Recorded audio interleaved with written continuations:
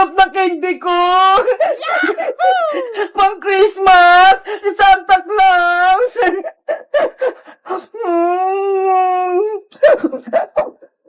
Princess, pengin naman ako ng candy mo! Ayaw ko nga, bebang! Akin lang kaya to!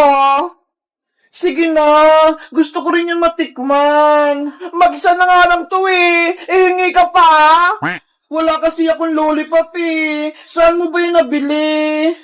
Pinabaon to sa akin ni nanay. Binili niya sa mall. Kaya wala akong katulad na lollipop. Tignan mo. Sana, meron din akong lollipop na tulad kay Princess. Ang sarap talaga ng lollipop ka. Princess, sige na. Patikin din ako niyan. Ang kulit naman ni Bebang. Sabi nga akin lang to eh. Please, maawa ka na sa akin. Sige na nga, pero tilaan mo lang ah. Oo, promise. Eto na, nga. Ang sarap nga. Sabi ko sa'yo eh, maganda tong lollipop ko, matamis at masarap. Princess, patikim pa ulit ako. Hala, bebang, ang sabi mo, isang beses ka lang titikim. Ang sarap kasi. Sige na, please, titikman ko ulit. Si bebang naman eh, hingi pa ulit. Sige na nga. Wow! Tama na, bebang! Inubos mo yung lollipop ko! Bebang! Bitaw mo na yung lollipop ko!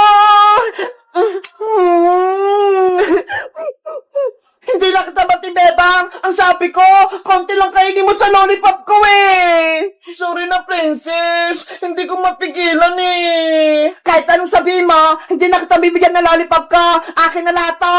Oh no!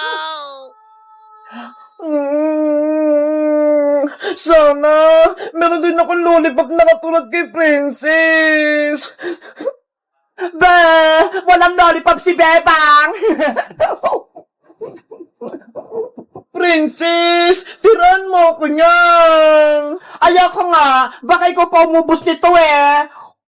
Santa Claus, gusto ko rin ng katulad kay Princess na lollipop. Bigyan mo ako, please. Nako, hindi darating si Santa Claus, Bebang. Hindi ka bibigyan ng lollipop. Sana, may magic. May magbigay sa akin ng lollipop.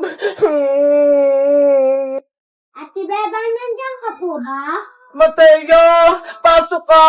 Nandito ako sa loob. Ate Bebang, surprise! May bibigay po ako sa'yo! Ano yan, Mateo? Mga candy po ito at lollipop para po sa'yo. Totoo? Akin yan, Mateo? Opo, may nagbigay po sa akin na ito sa labas. Sa inyo daw po. Kunin mo na po. Ang galing! Natupad yung wish ko! Ang dami ko ng candy! Pati mga lollipop! Ang dami candy at lollipop ni Bebang! Yahoo! Marami na akong pagkain! Iba-iba!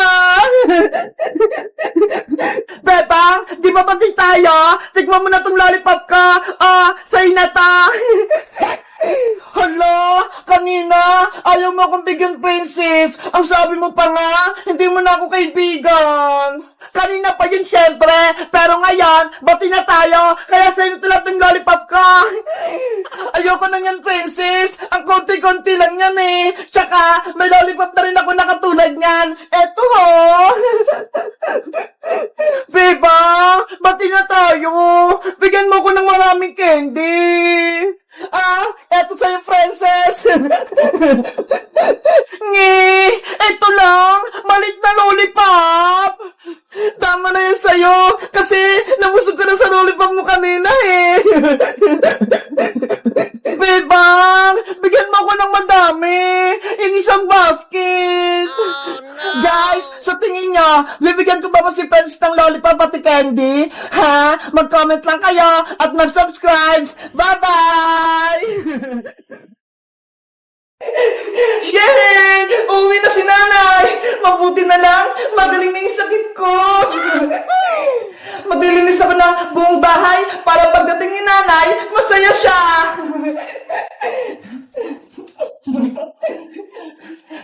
Ay, aba, ang sipag mo naman ata, Bebang. Nagwawalis ka na. Sabi kasi ni Iska at ni Princess Maria, uwi na raw si nanay, kaya nadilinis ako.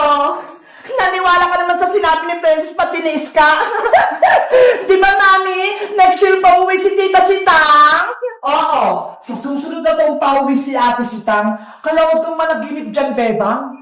Pero Tita Margaret, gusto ko na pumuwi si nanay. Nahihirapan na po ako dito. Tsaka gusto ko na rin pong pumasok sa school. Hanggat kami ang kasama mo rito, hindi ka makakalabas ng bahay. Maglilinis, maglalaba, at maghuhugas ka lang ng pinggan. Naiintindihan mo ba? Kung nandito lang si nanay, hindi siya papayag na hindi ako mag-aaral. Huwag ka nang mangarap, Bebang. Hindi na uwi si Tita Sitang dahil hindi ka niya mahal. Hindi totoo yan, Maria. Mahal ako ni nanay. Kung mahal ka ng nanay mo, bakit ka niya iniwan? Kaya hindi ka niya na mahal, Bebang. Hindi na siya uwi dito. Sinungaling ka, Maria. Mahal ako ni nanay. Hindi niya ako iiwan. Bebang, bumalik ka rito.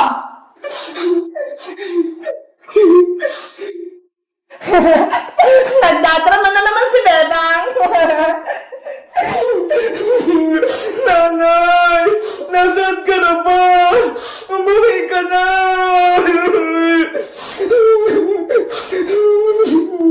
Mami, di ba mahal mo ako? Kaya di mo ako iiwan? Di tulad ng ginawa ni Tita Sitang kay Bebang.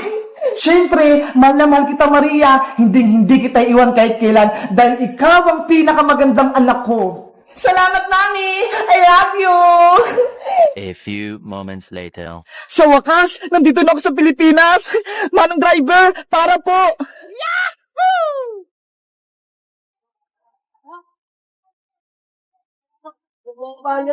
Salamat po. Namiss ko yung bahay namin. Namiss ko rin si Bebang. May kita ko na si Bebang. Bebang! Maria, may tao sa labas. Silipin mo nga kung sino yun. Sige po, Mami. Bebang! Mami, halika rito. May problema tayo. Ano yun, Maria? Para ka nakita ng multo. Tingnan niyo po. Si Tita Sitang nasa labas ng gate. Ano? Ay, oo nga. Totoo yung sinabi ni Bebang. Uuwi na si Ate Sitang. Bebang! Yuhu! Bakit ang tagal naman buksan? Ang gagawin natin, Mami? Pakukulong tayo ni Tita Sitang kapag nalaman niya pinahirapan natin si Bebang. Maria, iligpit mo yung mga gamit natin. Ilagay mo lahat sa bag. Bakit po, Mami? Huwag ka ng maraming tanong. Tatakas tayo bago pa tayo mahuli ni Ate Sitang. Sige po, Mami. Bebang, papasok na ako sa loob. Maria, bilisan mo! Paparating na si Tita Sitang mo! Yahoo! Bebang! Sino kayo tumatawag sa akin sa labas? Hello guys! Magandang araw! Ako si Aling Sitang. Nakauwi na ako rito sa Pilipinas. Siguradong matutuwa si Bebang. Pero, bakit kaya wala nagbubukas ang pinto? Ano kaya nangyayari sa loob ng bahay? Sana, mahuli ko si Margaret pati si Maria nang mapabarangay ko sila. Mag-comment lang kayo para sa part 6. Bye-bye! Mang Kepweng, ayoko na pong magpatuli! Tama na po! Konti na lang to, Boyong. Matatapos na. Ang sakit-sakit na lang pututoy ko. Hindi ko na kaya. Hay, Bayang, ang arte mo naman. Magpatuloy ka na para hindi ka nasupat. Tapusin niyo na po yan, Mang Kepweng, para matuloy na si Boyong. Bebang, Princess, andyan kayo. Bawal kayo dito. Umalis kayo. Kanina pa kami dito. Nakita nga namin yung ibon mo, eh. Hindi ko nakita, Princess, no? Nakapikit kaya ako. Bawal ang manood ng babae sa nagtutuli. Di ba, Mang Kepweng? Oo, hindi nila dapat nakita yung putotoy mo para mabilis gumaling yung sugat. Narinig nyo ba yun? Umalis na kayong dalawa. aalis lang kami ni Bebang kung tatapusin mo yung pagpapatuloy mo, Boyong. Oo na, magpapatuloy na ako, kaya umalis na kayo. Tara na, Princess, umalis na tayo para hindi mahiya si Boyong. Tapos, bilan natin siya ng merienda para lumakas siya. Sige, gusto ko rin magmerienda. Boyong, babalik kami dyan, ha? O Boyong, wala na si Princess pati si Bebang. Pagpatuloy na natin yung pagtutuloy ko sa'yo. Mang Kepwing, wag sanang masakit. Natatakot ako. Ang kunat-kunat na kasi ng pototoy mo, Boyong. Hindi na kaya ng lagari ko. Huwag ka nang umiyak. Matatapos din itong pagtutuloy ko sa'yo. Huminga ka na lang ng malalim. Eto na, humanda ka.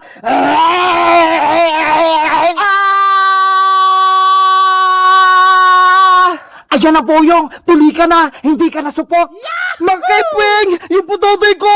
May dugo! Lagyan mo na ng dahon ng bayabas para gumaling.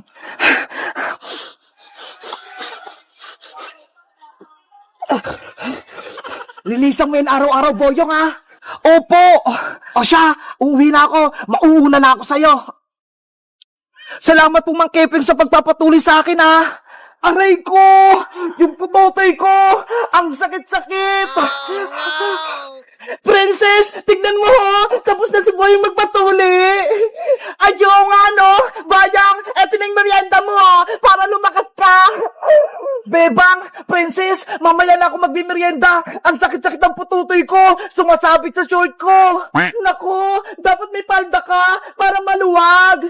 Wala akong dalang palda eh. Nakalimutan ko. Wait ka lang dyan, Bayang. May palda si nanay doon na hindi niya ginagamit. Kukunin ko. Ang sakit talaga. Hindi ko kaya. Uy, si Bayang, tuli na. Hindi na siya supot. Wag mo nga akong asarin, Princess. Hindi naman kita inaasar, ha? Bayang! Asan na yung palda ni nanay? Salamat, Bebang. Isuot mo na yan, Bayang. Tumalikod kayong dalawa. Wag niyo akong silipan. Hindi ka naman namin sisilipan, ha? Tumalikod ka na lang, Princess. Sige na nga. Ayun! Hindi na masakit! Maluwag na! Ayan! Bagay sa yung palda, Boyong! Mukha kang nanay! Ikaw talaga, Princess! Mapangasar ka! Bayang! Akin na tong shirt mo! Hindi mo naman ito ginagamit eh! Oh no! Hoy, Princess! Short ko yan! Huwag mo na kunin! Ginagawa mo. Si Bayang, parang tumatakbong pato. Ika-ika. Kapag nahuli talaga kita, Princess, lagot ka sa akin. Habulin mo ako, Bayang, kung kaya mo. Princess, akin ang shirt ko.